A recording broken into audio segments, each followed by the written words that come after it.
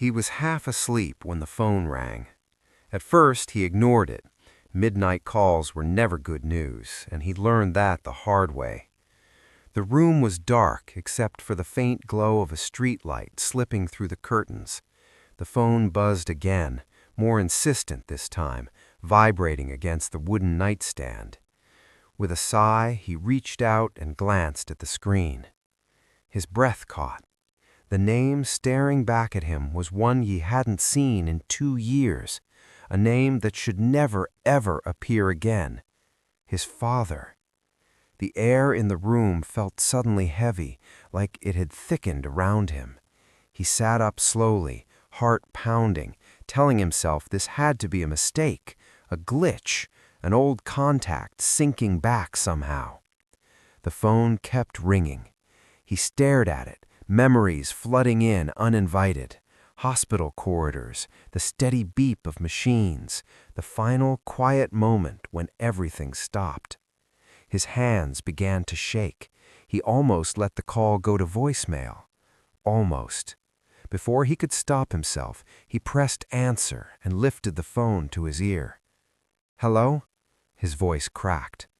For a moment, there was only static, a faint hum like wind passing through a narrow hallway. Then he heard it. "Hey," the voice said softly. "It's me." His chest tightened.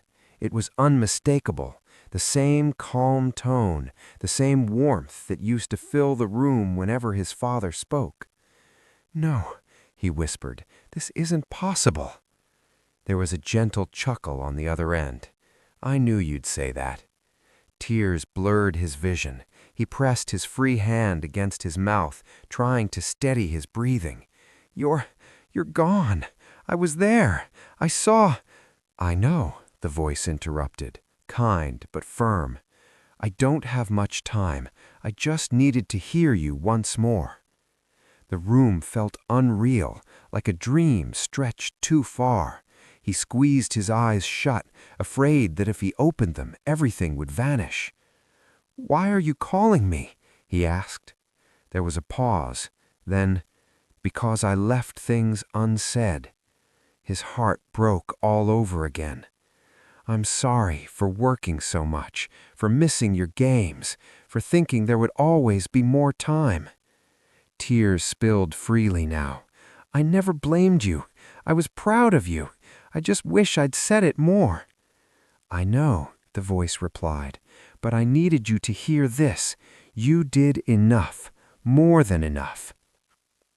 The rain outside began to fall harder, tapping against the window like a slow, steady rhythm. "I'm stuck," he admitted quietly. "I keep replaying everything, wondering what I should have done differently."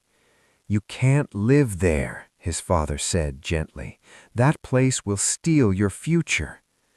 Silence settled between them, not uncomfortable, but heavy with meaning. "I watch you sometimes," the voice added. "You're stronger than you think, but you're carrying guilt that was never yours." I swallowed hard. "I don't know how to let go." "You don't have to let go of me," his father said gently. "Just let go of the pain." The call crackled. The sound grew faint, like a radio drifting out of range. "I think I have to go now."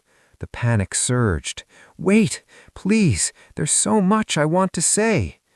"I know," his father replied softly, "and I've heard it every day." The line filled with static again. "Live," the voice said, barely audible now.